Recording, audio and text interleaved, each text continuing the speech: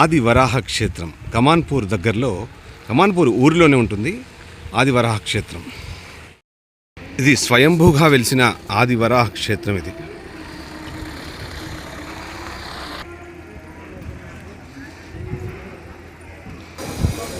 ఇది ఆది వరాహ క్షేత్రం కమాన్పూర్ దగ్గరలో, పెద్దపల్లి జిల్లా కమాన్పూర్ మండల కేంద్రంలోనే ఉంది ఆదివరాహ క్షేత్రం.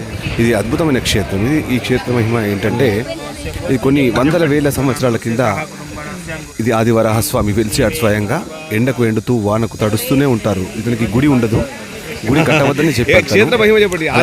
ప్రతి సంవత్సరం కూడా కొంచెం కొంచెం పెరుగుతూనే ఉంటుంది. సంబంధించి కొన్ని వివరాలు చెప్పండి. నా చిన్నప్పుడు ఎప్పుడో 35 ఏళ్ళ కింద వచ్చాను నేను. ప్రియ భగవద్భక్తులారా, ఆదివరాహ స్వామి క్షేత్రం మన కమాన్పూర్లో స్వయంభూగా వెలిసినటువంటి క్షేత్రం. మనకు ప్రపంచంలో ఎంతోమంది దేవుళ్ళు ఉన్నప్పటికీ కూడా దాంట్లో గొప్పనైన స్థానంలో ఉండేది వరాహ స్వామిని మనకు వేదాలు ఇతిహాసాలు తెలుపుతుంటాయి. ఆ స్వామి మనకేది చేశాడు అని కనుక మనం తెలుసుకుంటే అప్పుడు భగవంతుని కీర్తించే యోగ్యత మనకు ఉన్నట్టు ఉండదు. అందరినీ దేవుడు అనడానికి ఉండదు కదా. ఎవరినైతే దేవుడు అన్నో వాడిని మాత్రమే దేవుడు అని చక్కగా వారికి ఆరాధన చేయగలగాలి.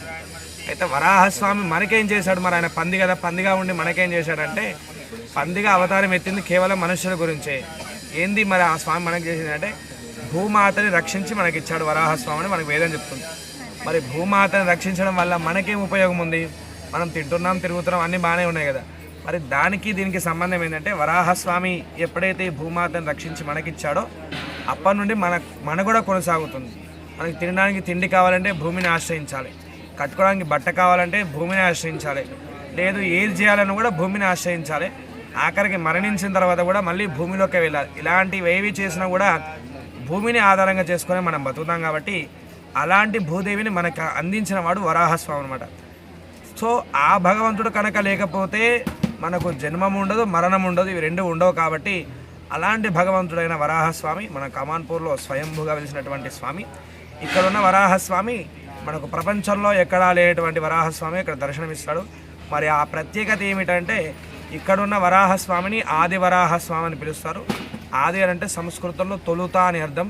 ఈ భూమిని కాపాడడం కోసం వచ్చినప్పుడు వరాహస్వామి పందిలా ఎలా అయితే ఉన్నాడో అలా ఇక్కడ దర్శనమిస్తుంటాడు అనమాట. అందుకే నేను ఆది వరాహస్వామి పిలుస్తాడు.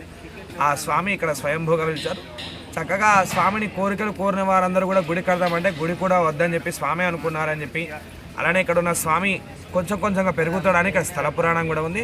చక్కగా భక్తులంతా కూడా ఈ విషయాన్ని తెలుసుకొని చక్కగా స్వామి దగ్గరికి వచ్చి స్వామి యొక్క కృపకు మీరు అందరూ కూడా పాత్ర కావాలని కోరుకుంటూ జై శ్రీమన్నారాయణ. Thank you.